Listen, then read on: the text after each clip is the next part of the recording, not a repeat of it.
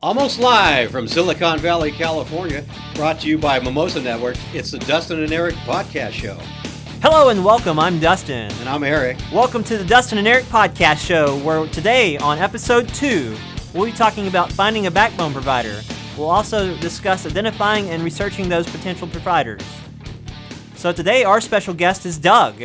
Hello Doug and welcome to the show. Hello. So Doug, tell us a little bit about yourself. Well, I just took the Tesla Underground from the 405 all the way up to San Francisco, and I had lunch on the way up. So what is it that you do, Doug? Oh, usually Monday through Friday, I sit around the Fullerton, the McDonald's down in Fullerton, and just kind of look at people. Excellent. Thanks, Doug. Hey, you're welcome. All right, so we're going to go moving on here to catching up with D&E. Eric, so how was your weekend? What'd you end up doing this weekend? It was good. It's pretty good. I just worked on a radio project, like a little science project. Oh, really? Actually, I brought it here. It's kind of a show and tell quick segment, very quick. So what we have here, let's see if I can get it here. I'm going to bring it up. So this is a little ham radio transmitter. It works on 5 different bands, and it puts out about a quarter watt. And I'm going to throw a switch, and let's see if you can see it light up. Okay. Here we go. I'm putting the switch on. And got a little LCD display there. Eric, I think it's smoking a little bit. It's almost smoking. You'll notice that there's the only part of the LCD display lights up, so it needs some work. We're going to check the 20 meg oscillator on it. We did some voltage points. I'm going to get some help from Gia back in the lab there, and we're going to probe around there, see what we can do. All right, you might as well flip that off before it becomes Cheech and Chong in here. So okay, here I'm flipping it off now. It's we'll put that down. It's for little propagation checks between San Jose and around the world. That's awesome. Isn't that wild? So I didn't do a whole lot again this weekend. My neighbors were moving, so I spent my whole weekend lifting heavy stuff and then lifting it again once I got to the destination. So I saw you walking around with a limp earlier. Is that part of the... Did you hurt your ankle or something? Yeah, but that's okay. I'll be all right in a couple of days. You can talk. You sound great. Oh, thanks. I didn't lift anything with my throat. I lifted it with my hands. Oh, I get it. So, nothing wrong here. Okay. Not yet anyway. All So, we're good to go. So, we're going to go on here to the interrogation room, where we'll answer questions from people from the audience about our previous shows and about today's show. So, question number 1 is how do I extend my backbone connectivity to a location with an access point? Well, there's 2 different ways you can do that. You can either run fiber from your backbone to your access point, or you can install a wireless backhaul with Mimosa backhauls between the backbone connectivity and the access point. So either way will get you your bandwidth that you're looking for to provide access to all your clients on the back end of your network there.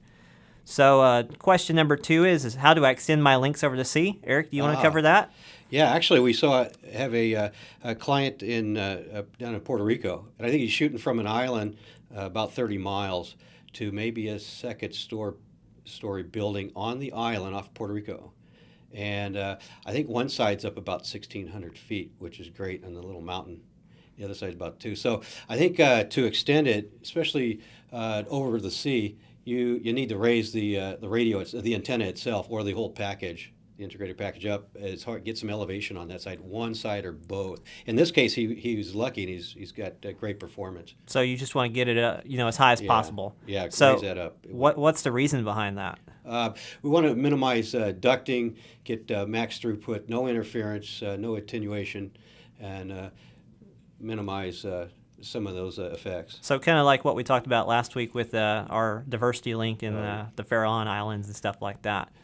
Just try to keep it from ducting as much as possible. But keeping it simple, radio to radio. Right. Get it up in the air. Yeah. All right, so question number 3 is how much equipment can I power with a solar relay? That's a very good question, and it really depends on how you build your solar site. So, it depends on how many solar panels you have, how much energy you have coming in. It depends on the storage capacity you have, like you want to talk about our solar relay? The battery storage and such. We're running, for example, we've got 4 large panels, and then we have two 48 volt battery banks, and each of the batteries are about 220 amp hours, monsters, really heavy. And we've got a couple of radios. We've got our B24, two B5s, and then A5C, and even a smaller current draw from a little PoE powering an IP camera. I think it's just a couple of amps. And I believe the panel on a good. We were out there last week and it was bright, and I think it was putting out about 160 watts or so from the panel. So Right. it was just floating along. Didn't even take a bar. Right. So our equipment uses so little Very power little, that we rarely ever see any kind of real draw on that system. So I think if we have protection circuit breakers at different points in the system. So I think even if a breaker opens or something, or we have an issue or cloud cover for a week and a half, I think we figured per amp hour and usage, we can keep that small amount of radios going. So ultimately, you have to plan your site out. You have to know how many radios you're going to have on that site, how much power that you need, how much power you can generate when it's sunny and when it's not, and how much power usage you're going to have at night or when it's stormy. So again, it depends on what you have there, what you want to put there. So it's really hard to answer that generically. So question number 4 is how much bandwidth do I need to purchase to supply 100 megs to all my clients? Well, it depends on how many clients you plan to have, how many clients you do have, how much you can afford with bandwidth pricing. So basically, most ISPs out there do a 10 or 20 to 1 oversubscription rate. So an example would be for a 10 to 1, you'd have a 100 meg circuit. You could probably supply 10 people with 100 meg packages because of the 10 to 1 oversubscription rate. Not that I really agree with the oversubscription rate per se, but that's how people save money. And most people aren't using 100 megs all at the same time or at all. People just like to see the big numbers on their speed tests. Yep. Also, the reliability, uplink speeds are important, etc. For folks that might work at home. Voice over IP, webinars, you need that low jitter. Right, which we'll talk about later on here in the show. So that's a question that goes along with what we're doing today. Okay. Question number 5, is it really okay to get legal advice from WISP Talk? Well, I want to clarify comments that I made last week. WISP Talk, lots of people talk there, they share information, but I want to reiterate that you need to hire a lawyer or have somebody who knows legal that works for you that can kind of handle that, because legal things can get really tricky really fast, and you want to have somebody who can handle that. So you can ask basic questions to WISP Talk, but it's not the best place to get your legal advice. Yeah, good point. So again, hire a lawyer for anything that you have a question on, so you will be covered 100%. And I'll translate. He said, hire a lawyer. You're from the back east a little bit, I know. Yeah, okay. Lawyer. A lawyer, whatever. What was that Jim Carrey movie? Liar, Liar. And they asked the kid, hey, what's your dad do? He's a liar. And the teacher said, did you say lawyer? No, he's a liar. Anyway. So are you saying that all lawyers are liars? No. Moving to slide 12. Question number 6. I've done some research about peering in transit. Can you explain the differences? Well, the good news is we're going to have a whole segment on this today. So we'll talk about that once we get there. All right, so today's main course is finding a backbone provider. And so we're going to move right into it. You've got plenty of different backbone providers out there. They're not all created equally, though, but we'll give you some here. So Hurricane Electric, Zayo, Cogent. You also have AT&T, Verizon, and Level 3. Oh, excuse me, I mean CenturyLink, since they bought those guys up. The difference between the two groups here is Hurricane, Zayo, and Cogent are more transit providers. All they care about is selling transit, whereas AT&T, Verizon, and CenturyLink are actually ISPs that resell their bandwidth to other customers and their own customers at the same time. So moving on here, you also have local telcos and local providers. There's plenty of different providers in each state. There's good lists out there on the internet, like the one we looked at is from Wikipedia. But again, there's lots of different options in every state. But ultimately, they're going to buy their bandwidth from the people I just talked about: Hurricane Electric, Zayo, Cogent, AT&T, Verizon, Level 3, CenturyLink, any other big backbone provider out there. That's where your bandwidth is really going to come from. They're just reselling to you from their own supply of bandwidth. You can also potentially get bandwidth from nice WISPs out there. Yeah. Most WISPs are actually nice. They like to, work together with other WISPs in the area, which we've encountered this here even locally, where, WISPs are actually reselling some of their bandwidth to customers to resell to their own customers. Like, for an example, WISP number A has a customer that it's in their coverage area, but they can't cover. WISP number B is a neighbor, but has a shot to that customer. WISP number A is going to give that contact info to WISP B and, share that customer with them. So most WISPs, again, are going to be that way. There are some out there who won't be, but luckily the WISP industry in general is a real good, close group of people that like to share and be nice with one another. Well, we kind of had a few days ago kind of a roundhouse. We met with a couple of WISPs, and to see what we can do. We can work what we can do. Like you said, there's coverage. We had a lot of hills in the way between A and B, and then we kind of see how we can connect the dots and get their customers taken care of. Right. Get them some signal. The ultimate goal is to provide internet service to a customer. It doesn't matter how they get it. Sure. It's definitely way underserved in the U.S. So however we can get connectivity to somebody, that should be all that matters to anybody out there. And then last but not least is satellite. Nobody likes satellite, but unfortunately there's a lot of areas out there that are too remote or don't have any kind of assets whatsoever to get to. So unfortunately the only way to get service is through satellite. Yeah, it gets a little costly. I guess we have some folks now that are get 2-3 megs up and down, and big bucks too. It's a couple of bucks, and or they're on mobile data. Right. Mobile data, that's expensive. So. Well, just think that these guys are purchasing a large satellite, circuit and then redistributing that to their customers. So it's going to be even worse than that, because you're sharing like 10 megs of service with 20 or 30 people out there. So you're going to have the high latency, and you're going to have slow speeds, and you're going to have a big contention between all of those customers trying to share that data, share that throughput with each other. Right. So moving on here, we're going to talk about researching providers. So the first thing we want to talk about is pricing for bandwidth. So there's plenty of different types of circuits out there you can buy. There's 1 gig circuits, 10 gig circuits. There's customers and providers out there who will actually tailor a bandwidth package to you, like 300 megs or 100 megs.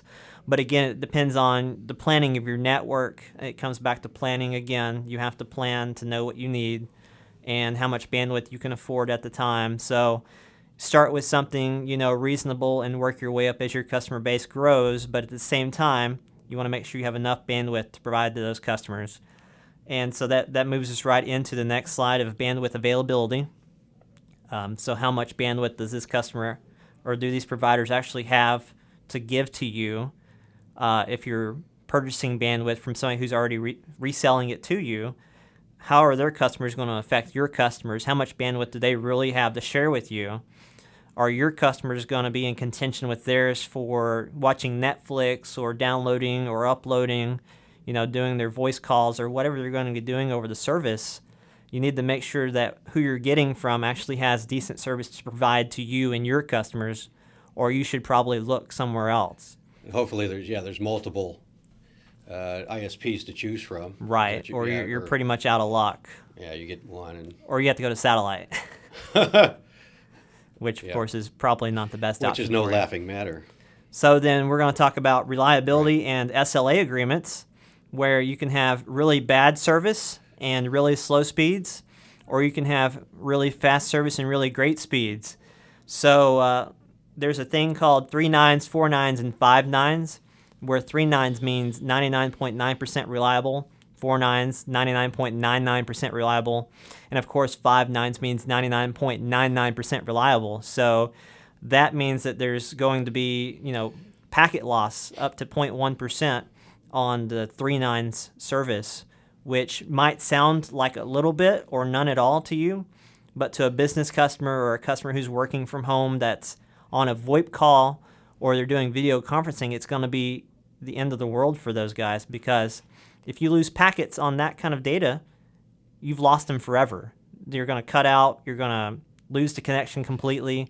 People aren't going to be able to hear or see you when you're talking to them, or you're not going to be able to hear them when they're talking to you. Screen breaks up. Yeah, it's going to be like choppy. Basically like Netflix buffering, except it's even worse than that because it's real time. So people are going to go, it's business instead of you're just right. It's business instead of pleasure. It's something that's super important that needs to be done, needs to be great. So let me give you an example of 2 different providers. So Cogent has a 99.9%, so 3 nines for their SLA agreement. While their bandwidth is cheap, it doesn't mean that it's great. So again, you could pick up the cheap bandwidth, but how is that going to affect your customers in the long run? Does it matter to you what kind of quality of service they're getting? Which it should, because if it doesn't matter to you, then you're going to have a bad name in the industry and you're going to lose all your customers if you even get any customers, and your business will fail. And I don't know anybody out there who wants a failing business, because you're not making any money, you're just losing money.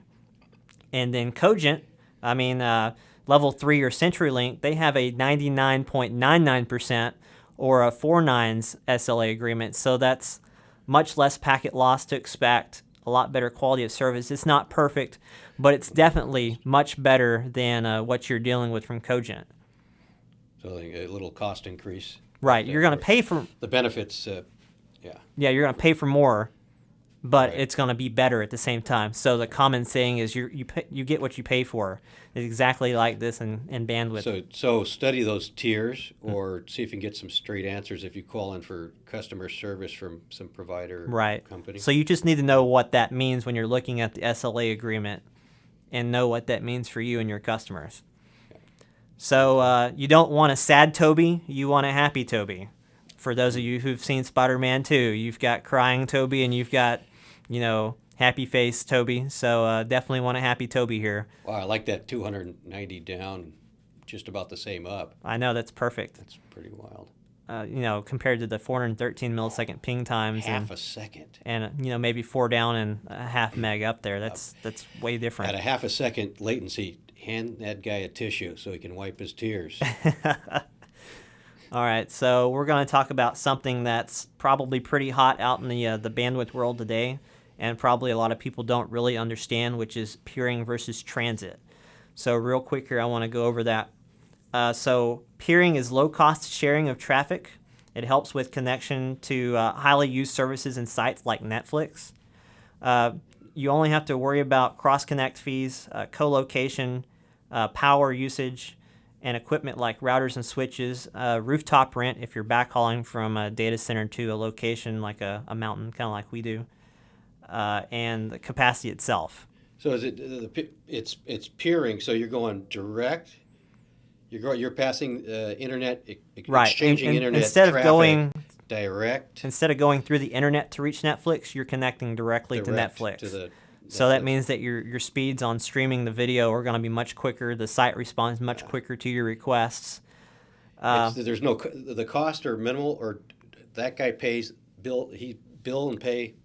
Or so basically, your costs come in where you're cross connecting at. So there's a data center here in town called Equinix. They're just a data center. They do the cross connects between ISPs and services. So that's where they make their money every month. So you're paying for that. You pay for that floor space, that per square foot or whatever it is. You're paying for them to plug a cable from port A to port B. There's some hardware sitting there, and you're going to, Right. I see the interconnect and the routing and all that. Right. So there's a popular one that WISPs use out there. It's called Midwest Internet Exchange, and you can find more info online or on forums like WISP Talk. So IP transit is a service allowing traffic from one network to cross another. So an example of that would be buying transit service from AT&T. You're paying for your customers to access the internet by going through AT&T's network. So they're gonna go to the transit, or they're gonna go to the transit provider, and this guy's gonna go to the transit provider, and now you're paying. You're going to meet in the cloud. In the cloud. You're not connecting directly to Right. one another. You're Okay. you're having to go through the cloud, the internet, to get Okay. service A and service B, or whatever you're less trying to direct do. routing. Okay. Right. on So that the difference between the two is that while peering, the two or more ISPs only exchange routes of their downstream customers. Right. They can't see the upstream routes from one another. IP transit, on the other hand, is a paid service, so the provider will Downstreams. provide routes to the rest of the internet. They can see the downstreams.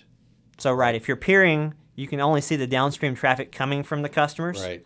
But if you're a transit provider, you see the upstream and downstream, Yeah. so you see exactly what those customers What's are doing. going on and what they're doing. Yeah. So again, it kind of comes to how much information do you See want that- somebody to have too. See that pie graph, and the big company FB has got 90% of that pie graph, and here's a little YouTube action. Right. That kind of thing you can. Yeah, they can see exactly what you're doing. Yeah. Okay.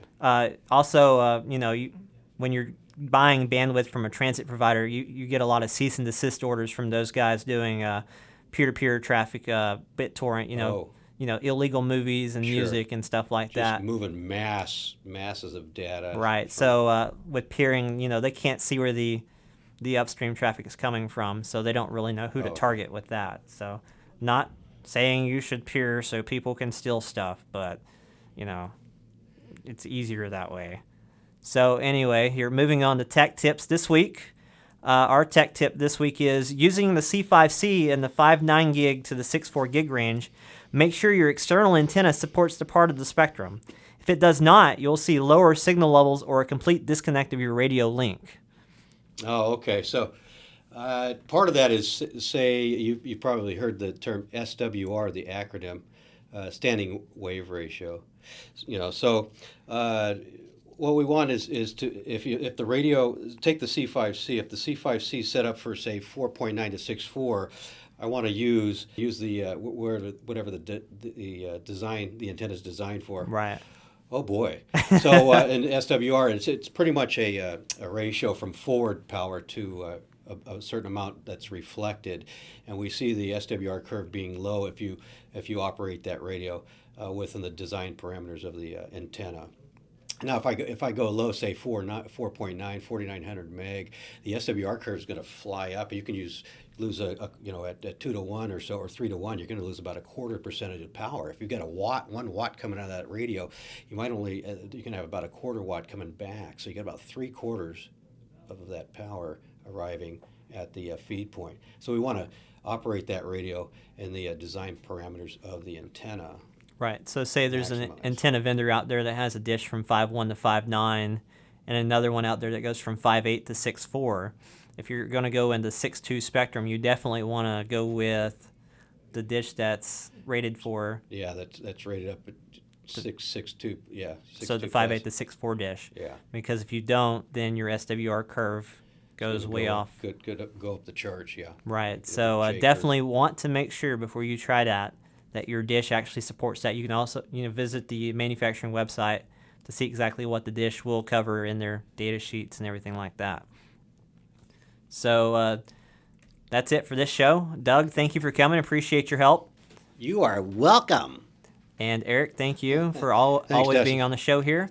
So basically, to kind of sum up what we talked about here, we talked about big fiber providers, local providers, wireless ISPs that are nice, and satellite for where you can get your backbone from. And then we talked about researching those providers and finding out their pricing, how much bandwidth availability they have, reliability and SLA agreements, and then we talked a little bit about peering versus transit. Next week, we'll be talking about physical network planning and design. We'll have a special guest in here next week to help us talk about that. So we hope to see you next time on our next show. Again, episode 3 is coming next time. Thanks for tuning in. Please hit the subscribe or follow button to stay up to date with our latest podcast, which will be available on YouTube, iTunes, Google Play, and SoundCloud.